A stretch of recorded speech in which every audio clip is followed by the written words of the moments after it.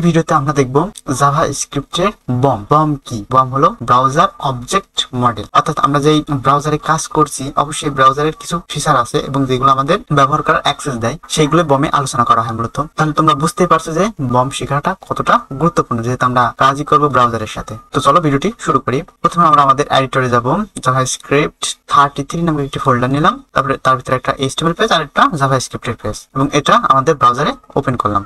এবার একটু খেয়াল করো, আমরা এখানে একটা বাটন নিচ্ছি, জাস্ট এই বাটনটা প্রেস করলে ওয়ার্ক নামক একটি ফাংশন আছে যেটা কল হবে, এবং এটা হলো ওয়ার্ক সেই ফাংশনটা। তো সর্বপ্রথম আমরা যেটা দেখবো আমাদের যে ব্রাউজার, এই ব্রাউজারের কিছু প্রপার্টিজ দেখি চলো। তো আমরা প্রথমে লক করব উইন্ডোজ ডট ইনার হাইট। এটা ইনার হাইট কি করবে, অর্থাৎ আমাদের এই ব্রাউজারটার হাইট কতটুকু সেটা পিক্সেলে রিটার্ন দিবে। পিক্সেল কি, পিক্সেল হলো একটা ক্ষুদ্র ক্ষুদ্র আলোর কণা বা একটা একক, ধরে নাও একটা একক, আমাদের এই স্ক্রিনের পরিমাপের একটা একক হলো একটা পিক্সেল। আমরা যদি এখন এই বাটনটাকে প্রেস করি তো এটা বলবে 1026, অর্থাৎ আমাদের এটার হাইট 1026 পিক্সেল। এটা হলো ইনার হাইট, মানে ভিতরের এই যে এখান থেকে ইনার হাইট, মানে কিছুটা অংশ বাদ দিছে অবশ্যই 26 ইনার হাইট দেখলাম। আমরা যদি এখন দেখি ইনার হাইট না দিলেও দেখি ইনার ওয়াইট,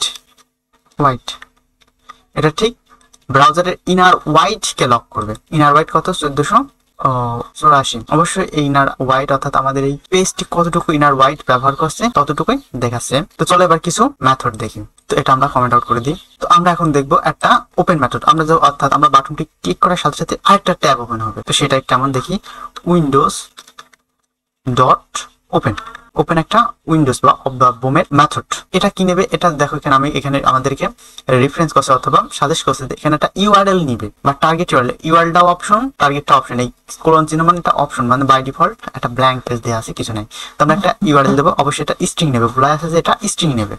তবে একটা স্ট্রিং এ দিয়ে দিলাম। সাপোজ আমার কাছে একটা ইউআরএল ছিল এই যে এটা json.plus হোল্ডার টাইপ ডট যাই। এখন যদি এটার আমরা আউটপুট দেখি এবং এই বাটনে যদি প্রেস করি, তাহলে এখানে আমাদের কিছু দেখাবেন। আমরা এই বাটনে যদি প্রেস করি তাহলে কি হবে, এখান থেকে আরেকটা নতুন উইন্ডোজ ওপেন হবে এবং অনেক সময় আমাদের এই ফিচার গুলো প্রয়োজন পড়ে। তো এবার চলো যেভাবে আমরা ওপেন করলাম ঠিক সেভাবে আমরা এটাকে ক্লোজও করতে পারি। তো সেটা কেমন, জাস্ট উইন্ডোজ ডট ক্লোজ,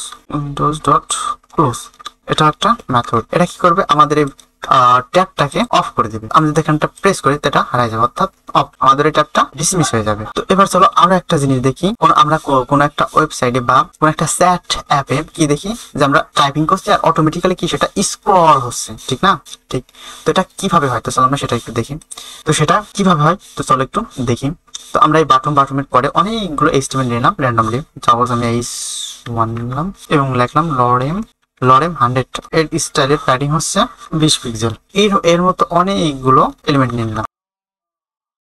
এখন যদি আমাদের এই পেজটাকে একটু দেখি, সাপোজ এখানে তো নাই, আবার ফের পুনরায় ওপেন করলাম। আচ্ছা, এখন যদি দেখি দেখো অনেক কিছু র্যান্ডমলি লেখা আছে আর এগুলোর কোনো মানেই নাই।